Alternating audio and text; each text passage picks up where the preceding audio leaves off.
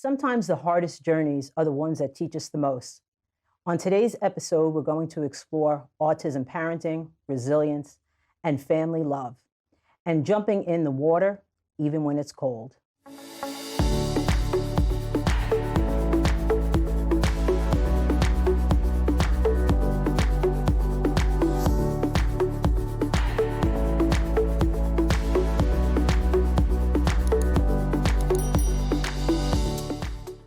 Joining me today, I'm so excited. I'm very excited for this conversation today, is the author Debra J, whose newest book, The Cold Water Diaries of an Autism Mom, blends humor, honesty, and the heart to reflect the realities of raising a child with autism.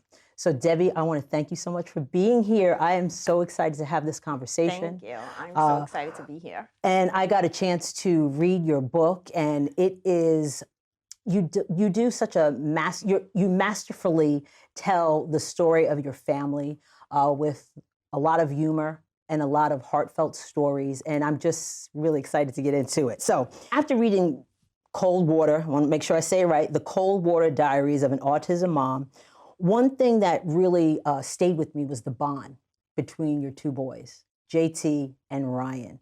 And you write about JT being a sweet soul, right? Mm-hmm. Who instinctually always looks out for his brother, Ryan. How would you describe their relationship? And what has it taught you about the family bond and how important family is? They are extremely, extremely close. And I don't know if it was anything that we contributed to, how we dealt with JT when Ryan first received his diagnosis. They're only 21 months apart to the day. So that could possibly help. I don't really know. As soon as Ryan was diagnosed, we discussed it with JT. I mean, he was only 3.5, 4. And, he just living it, knew that there were challenges with Ryan, noticed that Ryan was different. And he just rose to it, mm-hmm. Ryan's extremely lovable also. I mean, not that if he wasn't, he wouldn't still love him, but, it's just something that happened naturally. Yeah, absolutely. And you also share a lot about your family unit and how you talk about community and having your family there and the support. We're going to get into all of that, mm-hmm. but I was just really, that brotherly love and the family bond that stood out to me, and it's really wonderful to see, and I love the way that you told it. Aw, thank you. So your book, as I said in the beginning, it balances humor and heartbreak so beautifully. Why is it important for you to tell these stories with honesty and laughter, even in the moments that are really, really difficult? So I think that people ultimately like to find stuff entertaining. Mm-hmm. That's what they find interesting. That's what makes them keep with it. And, autism, there's so much to that, diagnosis that provides some comedy. Ryan's antics are, he's just hilarious. And he doesn't mean to be, right. Like, he's not meaning to be. It's just what it is. Yeah. And I just really felt like, if you inject it, there's a lot of sad, right? Mm-hmm. But if you inject that humor, it keeps people entertained. So while they're being entertained, you can slide in that sad stuff without it sounding like a tragedy. I always like to keep things with a hopeful, theme to it. Yeah. Always that optimistic, hopeful. A lot of people have it a lot worse than we do. Mm-hmm. That is for sure. Right. And it comes through in your book. It mm-hmm. absolutely does. Because there were moments I was reading the book and I'm laughing at the stories, just funny stuff. And then all of a sudden I was touched and crying. And then so it does take you on a little emotional roller coaster, mm-hmm. so to speak, but mm-hmm. it's such a great great information that you share with a lot of people too. So thank you for that. Especially you help moms that are going through the same thing as you. And again, we'll talk about that too. You share a powerful reflection about how it's hard to know who JT would have been without growing up so closely to Ryan. But you believe that Ryan helped shape the beautiful human JT is. In this book, you wanted to focus a little more on I wanted JT. to focus on JT because that's a big struggle throughout raising JT too, is that, you know, autism demands so much attention, you know, and I just always, you know, I always tried to do things when he was little, like try and take him on a mom's weekend with other moms and you know, their same age boys or whatever. Always to do that something. We chose, now JT's doing the college tour thing. You know, we chose going with just him and having the car ride, you know, with just him, because Ryan will... He takes up time. He does. He takes up the time. He takes up the attention. Right. So how has autism shaped not just Rye's life, but you kind of alluded to that, but the emotional intelligence and compassion that JT has and within your entire family. And Ryan's a big part of that connection. So how has autism really shaped that in your family? I would be a totally different person today if Ryan did not have autism. I would be a completely different person. I cared about how I dressed, who I was with, where I went, having a designer bag, you know, all of that kind of stuff. And it just, you know, I would have definitely been in that cliquey moms group, wanting to be out for drinks on a weeknight. You know what I mean? Yeah. Like, not there's anything wrong with the cliquey moms group, but you know, it just had no place in my life anymore. Did you say cookie moms group? Cliquey. Oh, cliquey. I'm like, what is that? They bake cookies and have wine. They most certainly do not bake cookies. Okay, I just wanted to be clear. Okay, you know, clear. Cliquey. Oh my goodness! You know, as I was reading the book, a line that you wrote really stood out to me. You said, "Rye is a beautiful escape for me from the ugliness of the world. He is magical." Yes. Can you talk about what Rye has given you emotionally and spiritually as his mom?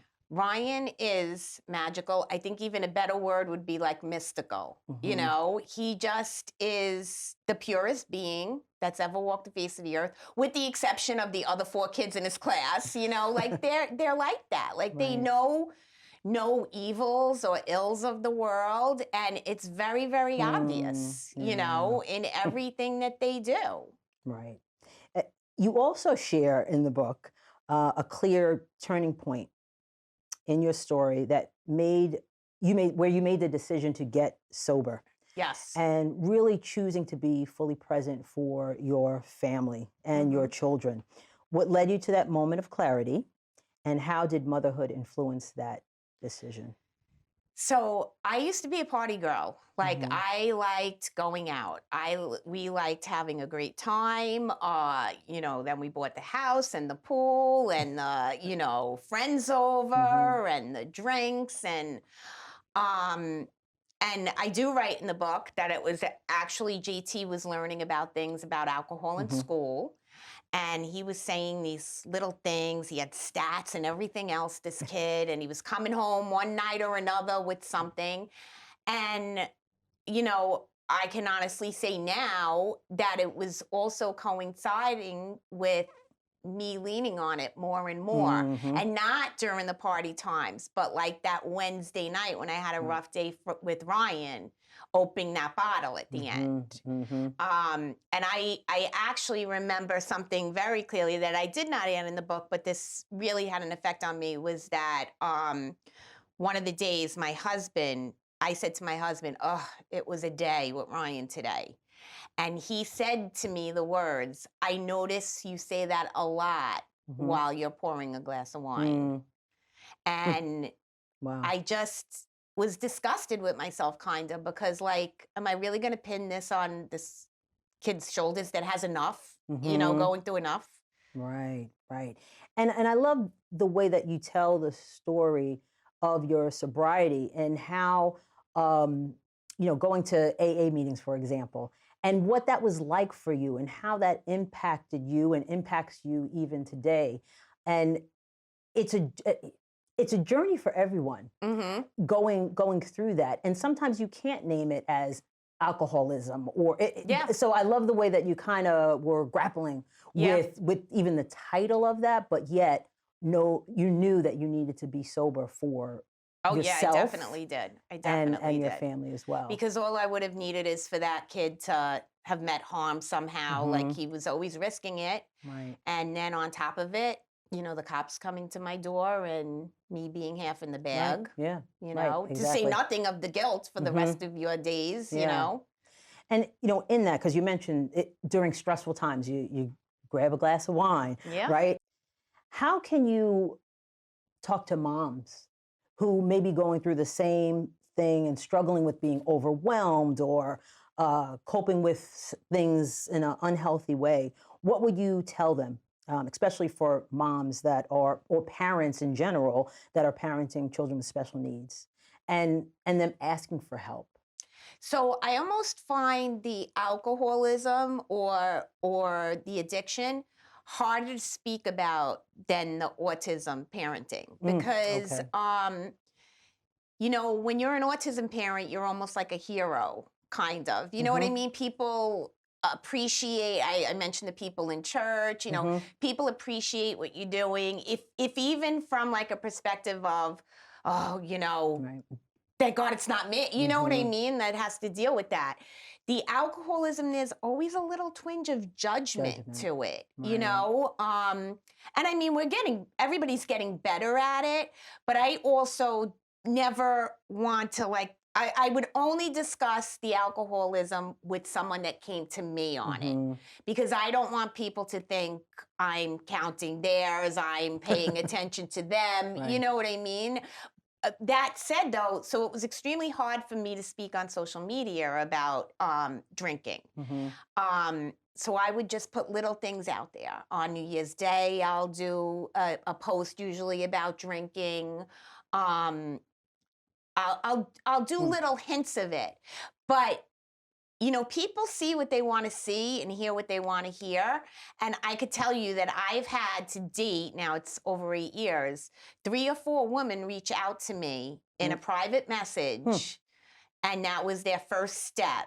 Wow. Yeah, and at least 3 of them I know decided to go, because it was never, when people approach me, it's never, oh, you got to do it, it's the best thing, because 9 out of 10 people enter it with so much trepidation that they're not even sure. And I don't want to scare them away by being like a zealot or like speaking the AA language. It's just like, well, if you think you do, personally, I think if you think you do, you probably do.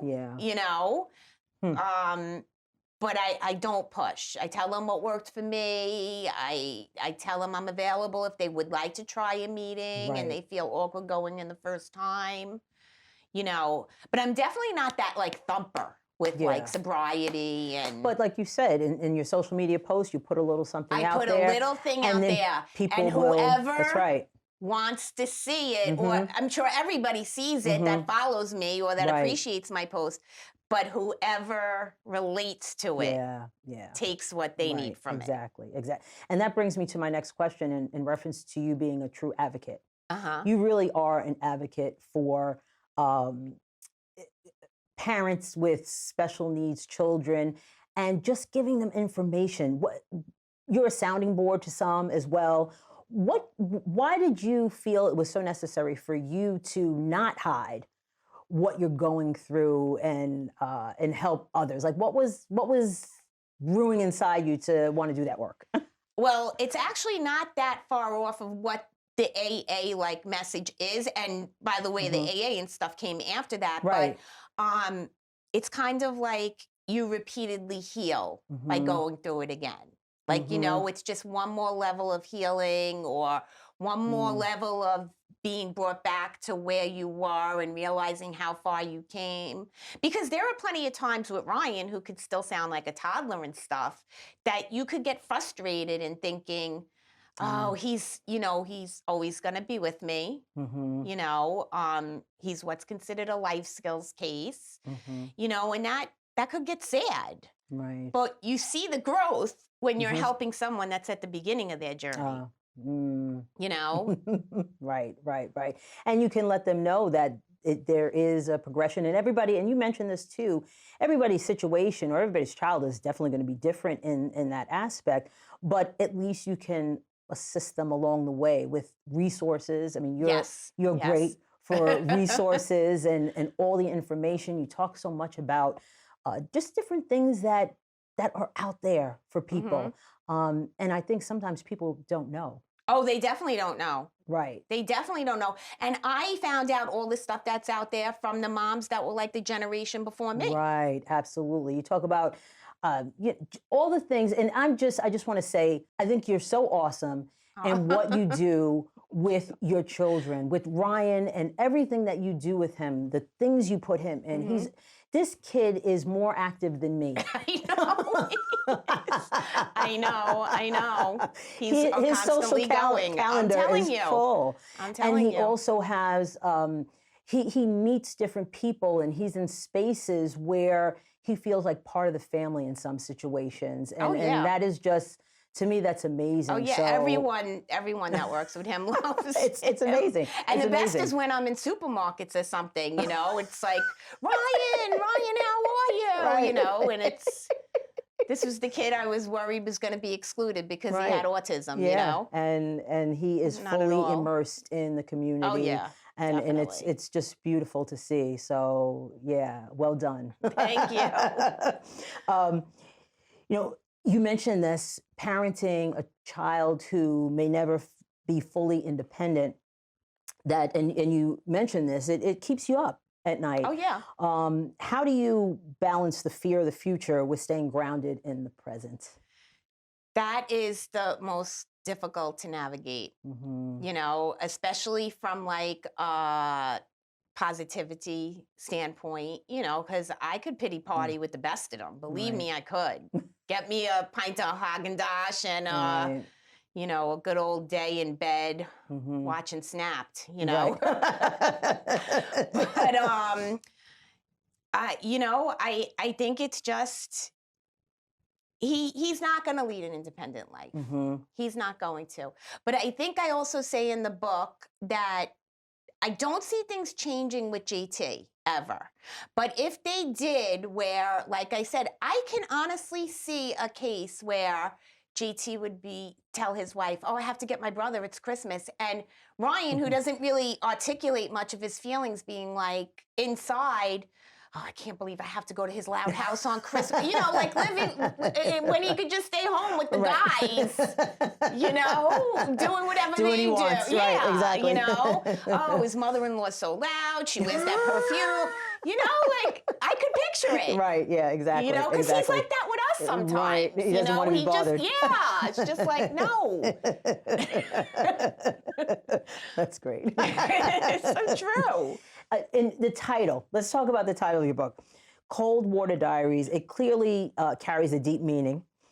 Can you share what cold water represents to you and how it connects to parenting, sobriety, and acceptance? So cold water is just what it is, miserable. I mean, if you have to be submerged in it like I have to be, regularly.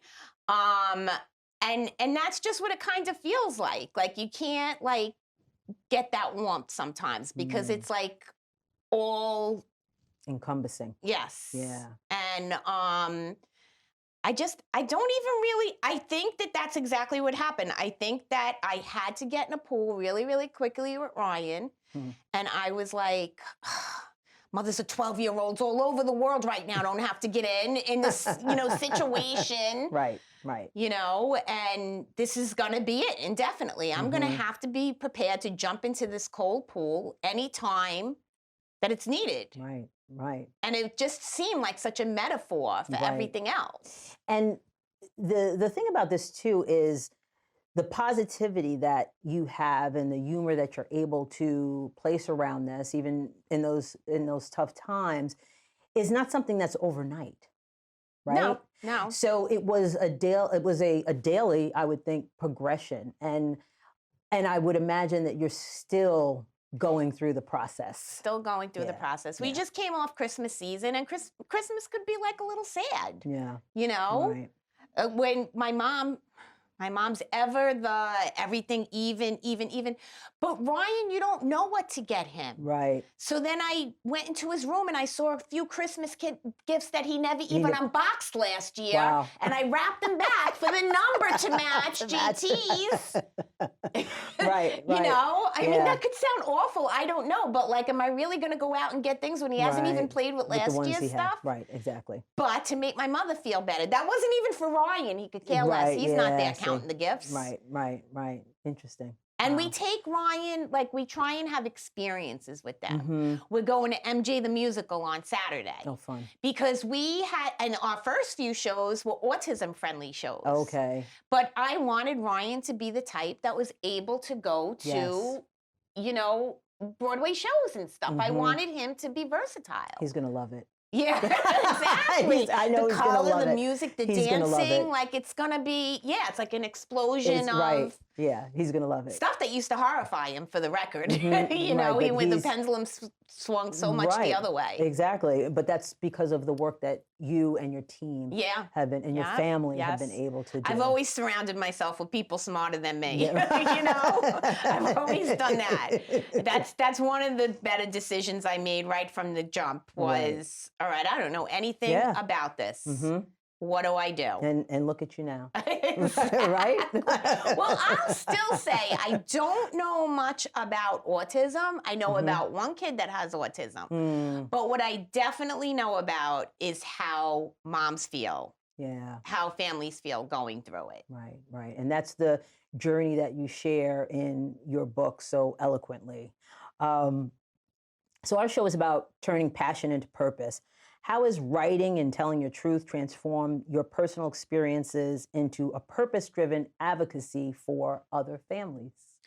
So writing, I have loved since I'm little, and I wasn't much of a student when I was in school, but also any English class, well, you wouldn't be able to tell from the way I speak, but any English class or whatever, I was always accelerated in that. Like I always loved writing. I always had a passion for writing. I can remember telling my parents when I was a little girl, I'm going to write a book someday. And I just never had anything that I was passionate about, as passionate about. You know, there were plenty of synopsis stuff. I remember when I used to work in the city and we used to go out for drinks after work, and that would lead into like a 9 o'clock, 10 o'clock night. And then the shenanigans that went on, I would recap it in like an email blast to all of the not so innocent parties, and you know, everyone would find themselves in it and they would laugh. That people started relying on it whenever we would have a night out. Like, oh, what do you do when you write up? You know? The recap. Exactly, the recap. Which, by the way, back in the day, some people used to have to piece some of the things together for me because, you know, I would have too much of a good time. But, and it would like start out like that. And then, you know, I would do a story here and there and enter it in a contest or a magazine, got a few things published. And then when Ryan came along and all of this stuff with the autism and my aunt not remembering when Andrew, my cousin Andrew, who is a high function, I hate terms like high functioning, but he graduated college and everything. But she couldn't remember, I would ask her things about when he was a toddler and she couldn't remember what happened when. So I started keeping track of things, and then when I would read them back, I would either laugh or cry, but be fascinated by all of it. And this is your second book, so I want to let everybody know this is Debbie's second book that she wrote. So we like to do a quick fire round. So I'm going to ask you a couple things, and you let me know. All right. One word that best describes your motherhood journey today. Peaceful. Okay. Prayers that it stays. I just jinxed myself. Knock on wood. One phrase about what you hope people will get out of your book after they read it. I hope that people that are traveling that path feel like they're heard and someone understands. And I hope people that aren't learn a little something about what some of Yes. us go through. Absolutely. And one thing you want autism moms to hear and truly believe. I want to say the it gets better thing, but I can't say that because there are a lot of people that it doesn't. Like, this is a spectrum. You know, there are very severe children that grow into severe adults. I can't even think of what to say, you know, because it is such a broad spectrum. It's a spectrum. But I guess just, you know, support each other, lean on people that have been through it. If for no other reason, the resources that could Right. make life a little bit easier. Thank you so much. I want you to let everybody know, in that camera there, Okay. how they can reach out to you, follow you on social media, how they can get your book. Okay. My book is available on Amazon.